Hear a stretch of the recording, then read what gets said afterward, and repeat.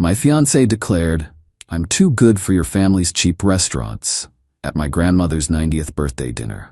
I said, "You're absolutely right." Then I made sure she never had to lower her standards again by canceling the wedding next morning.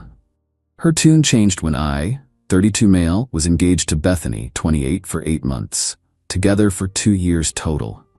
The wedding was supposed to be in 3 months. Keyword, was.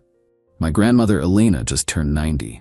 She's first-generation immigrant, built a small empire of 3 family restaurants from nothing, and is basically the matriarch of our entire extended family. For her birthday, she wanted one thing: everyone together at her original restaurant, the one she opened in 1978 with my late grandfather. It's not fancy. Red checkered tablecloths, photos from the old country on the walls, menu hasn't changed in 30 years. But the food? Authentic as it gets, and to our family, it's sacred ground. Bethany knew this. I'd told her the stories 100 times, how my grandparents saved every penny for 5 years to open it, how my mom basically grew up in that kitchen, how every major family announcement happened at table 12. The night of the party, Bethany showed up late. Full designer outfit, fresh from the salon, looking like she was headed to a charity gala. "This is it," she said, looking at the restaurant. "I thought we were going to the nice location uptown." "This is the nice location. It's the original." She wrinkled her nose but walked in. My whole family was there. Cousins from 3 states away. My uncle Antonio, who hadn't visited in 2 years, everyone. Grandma Elena lit up when she saw us. "My beautiful." She mixes languages when she's happy. Bethany air-kissed her. Didn't hug, air-kissed. My 90-year-old grandmother. We sat down at the long family table. The food started coming out, Grandma's famous meatballs, the lasagna that won 3 local awards, fresh bread from the bakery next door that's been our supplier since 1982. Bethany pushed her plate away. "Aren't you eating?" my Aunt Rosa asked. "I'm on a cleanse. This is all so heavy." Strike 1. Then my cousin's kid, little Tony, he's 5, accidentally knocked over his juice. It splashed on Bethany's designer bag. "Are you kidding me?" she screeched. "This is a $3,000 purse. Who lets a child run wild like this?" The entire restaurant went silent, not just our table, the whole place. "It was an accident," my cousin Marie said, trying to clean it up. "An accident that ruined designer leather. This is why I said we should have had this at an actual nice restaurant, not some place where people bring screaming children." My grandmother's face, I'll never forget it. She looked like someone had slapped her. Strike 2. But Bethany wasn't done. "Honestly, Thomas," she said to me, loud enough for everyone to hear, "I'm too good for your family's cheap restaurants. This place looks like it hasn't been updated since the 70s. The food is basically peasant food, and don't get me started on the clientele."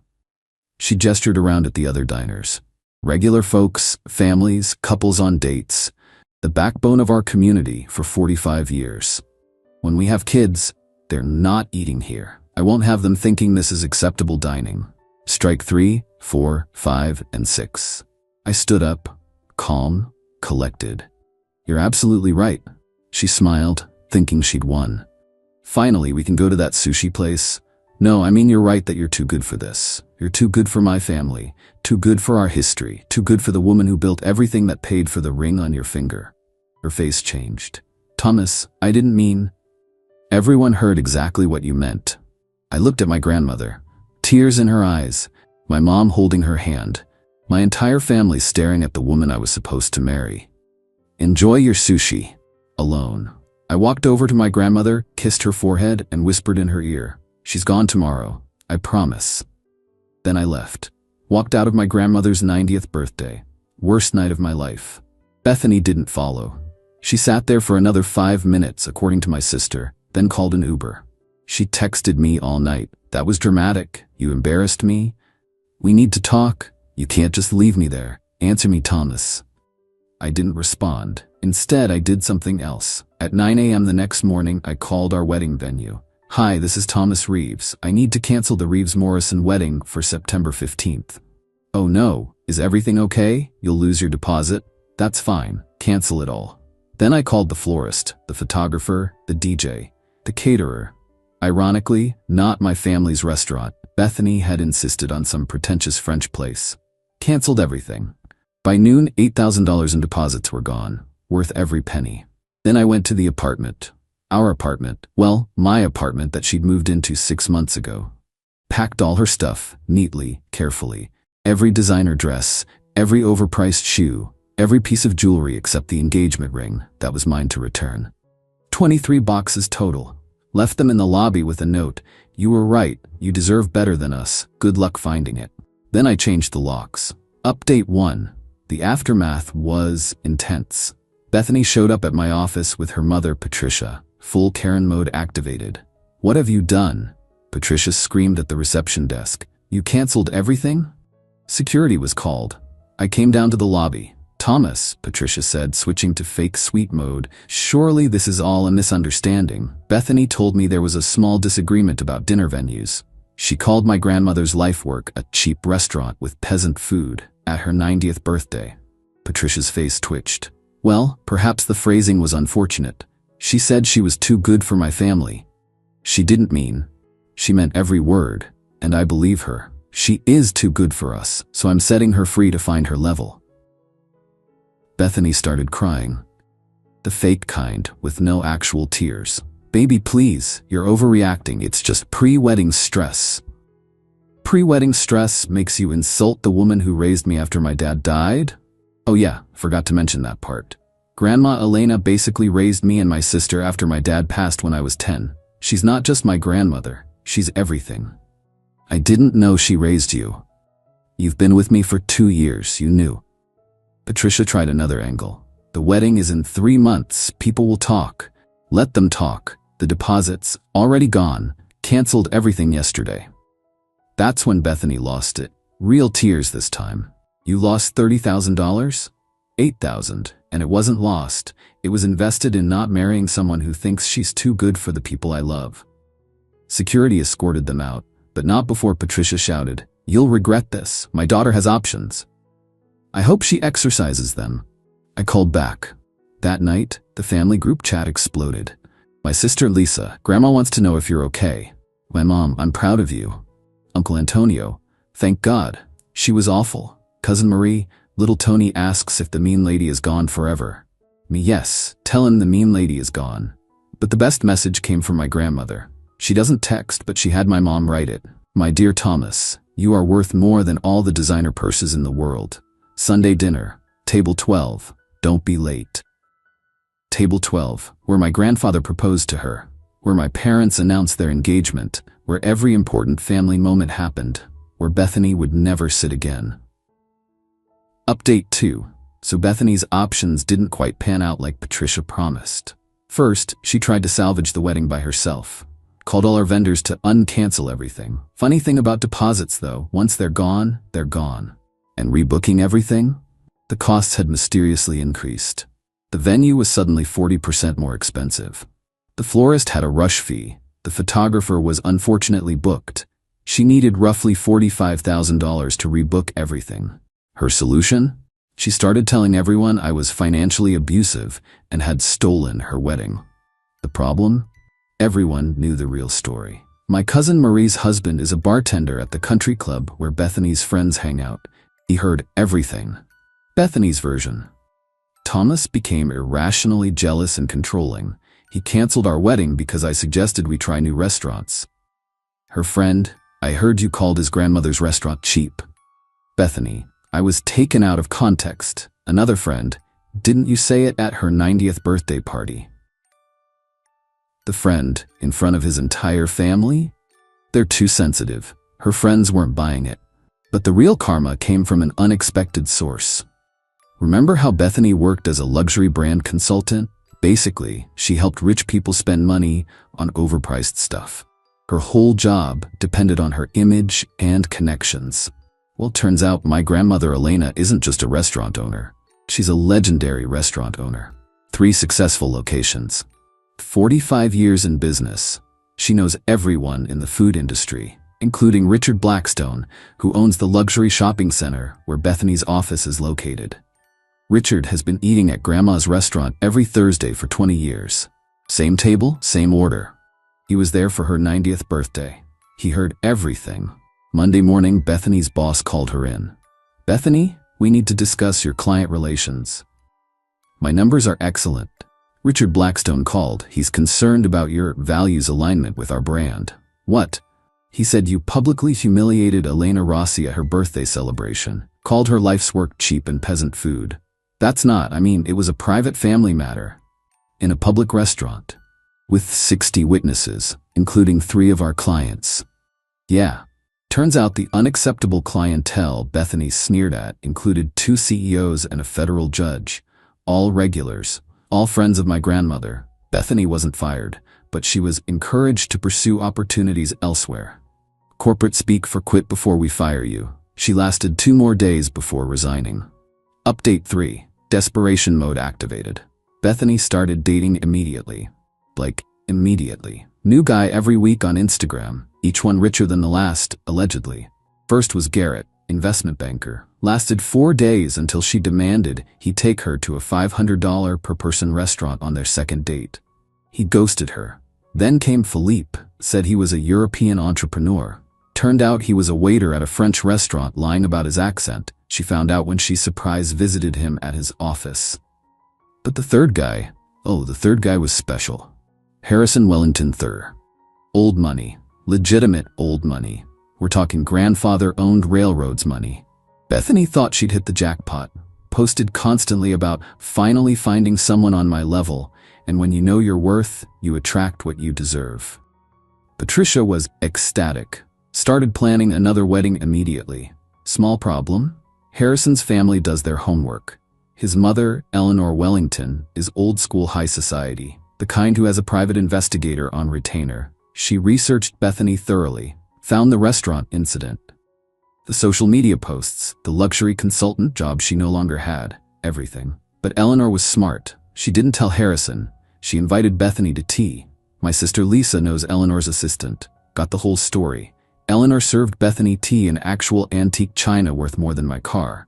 Then casually mentioned, I heard you're quite the food critic. Something about peasant food? Bethany went pale. My dear girl, the Wellingtons have been eating at Elena Rossi's restaurant for 40 years. My late husband adored her meatballs, called them the best in the state. I didn't know. Of course you didn't. You seem to not know quite a lot, like how Harrison's trust fund has a morality clause. Any spouse who publicly disparages family friends or shows conduct unbecoming forfeits all financial rights. That's not legal? Oh, very much so. We've had it since 1943, prevented quite a few unfortunate marriages. Eleanor smiled. Harrison is free to marry whomever he chooses, but his money, that's family money, and we protect family, including extended family like the Rossis. Bethany left in tears. Harrison dumped her that evening, via text, while she was at dinner at a very expensive restaurant that she had to pay for herself. Update 4. The spiral was real. Bethany moved back in with Patricia. No job, no man, no wedding. No apartment, she couldn't afford rent alone. But did she learn? Nah. She started a blog, Dating After Emotional Abuse, A Survivor's Journey. Every post was about me. Thinly veiled, but obvious. When your ex chooses his family over your future. Red flags I ignored. He was too close to his mother. Why successful women threaten insecure men. The comments were not supportive. Girl, you insulted his grandma at her birthday. This isn't the flex you think it is. Team Thomas to Baha. She disabled comments. Then came the cease and desist. See, Bethany made one crucial mistake. She used a photo from my grandmother's birthday in her post about toxic family dynamics, without permission. A photo that included my 90-year-old grandmother. My uncle Antonio is a lawyer. A very good lawyer. He sent a letter. Remove all photos and references to the Rossi family immediately, or face legal action for defamation and unauthorized use of likeness. She removed everything. But the internet never forgets. Screenshots were everywhere. Someone made a TikTok. Rich girl calls grandma's food peasant food, loses everything. It went viral. 2.3 million views. The comments were brutal. Imagine being too good for homemade Italian food. She really thought she was doing something. Grandma's revenge is served hot, unlike this girl's relationship. Patricia called me, crying, Thomas, please make them stop. Bethany is destroyed. I'm not doing anything, she posted online. The internet responded. You could defend her. Defend her from the truth? She said those things, in public, to my grandmother. She's suffering. So did my grandmother on her 90th birthday. Have you no compassion? I had tons. She called it peasant food. Patricia hung up. Update 5. Plot twist nobody saw coming. My grandmother hired Bethany. I'm not joking. I was at Sunday dinner when Grandma dropped the bomb. I offered Bethany a job. I nearly choked on my meatball. What? She needs work. I need a dishwasher. Grandma, no, you don't need to. I don't need to do anything. I'm 90. I do what I want. But she's young and stupid. I was young and stupid once. The difference is I learned. She won't take it. Grandma smiled. She already did. My jaw hit the floor. She starts tomorrow. Minimum wage, no special treatment. She works, she eats, she learns humility, or she leaves. Why? Because, my dear boy, the best revenge isn't destroying someone. It's letting them see what they threw away. Every single day. My grandmother is a savage. And Bethany? She actually showed up. First day, she wore designer gloves to wash dishes. They dissolved in the industrial soap. Second day, she complained about the smell. The cook told her to get used to it or get out. Third day, she cried in the walk-in freezer, but she kept coming back. Week 2, she stopped wearing makeup. No point when you're sweating over a dish pit. Week 3, she actually ate the staff meal. Peasant food never tasted so good when you're hungry. Week 4, a regular customer, Mrs. Chen, yes, the federal judge, recognized her. Aren't you the girl who... Oh my. Bethany just kept washing dishes. Final update. Today was my grandmother's 91st birthday. Different restaurant this time, the newest location, bigger party, same family, same table 12. I brought someone. Adriana. Met her at a bookstore. She teaches elementary school, drives a 10-year-old Honda, and cried happy tears when she met my grandmother. Your meatballs are incredible, Mrs. Rossi. Call me Grandma, and have seconds. Adriana had thirds. Halfway through dinner, someone started singing happy birthday in the kitchen. The staff came out with a cake. Bethany was holding it, still in her dishwasher apron, hair in a net, no makeup, looking exhausted. She placed the cake in front of my grandmother. Their eyes met. Happy birthday, Mrs. Rossi. Thank you, dear. Bethany looked at me, at Adriana, at the ring on Adriana's finger. Yes, I proposed last week at table 12 with my grandmother's blessing. She didn't say anything, just walked back to the kitchen. Later, my grandmother pulled me aside. She's quitting tomorrow. Good. I'm giving her a reference. What? She worked hard for 3 months, never missed a day, never complained after the first week. She earned it. Grandma, the girl who insulted me is gone. The one washing dishes is different. Not better, but different. Sometimes that's enough. You're too kind. No, I'm exactly kind enough. She learned that what she called peasant food feeds hundreds of families, that my cheap restaurant employs 30 people, that the unacceptable clientele are doctors, teachers, judges, and janitors, all equal at my tables. And she learned that you can't wash dishes with a $3,000 purse. We laughed. Bethany did quit. Got a job at a mid-level marketing firm, dating some guy named Roger who works in accounting. No Instagram posts about it. Patricia doesn't speak to me, or anyone in my family, or the Wellingtons, or the Blackstones. Harrison Wellington III is engaged to a kindergarten teacher. His mother adores her. My family's restaurants are thriving.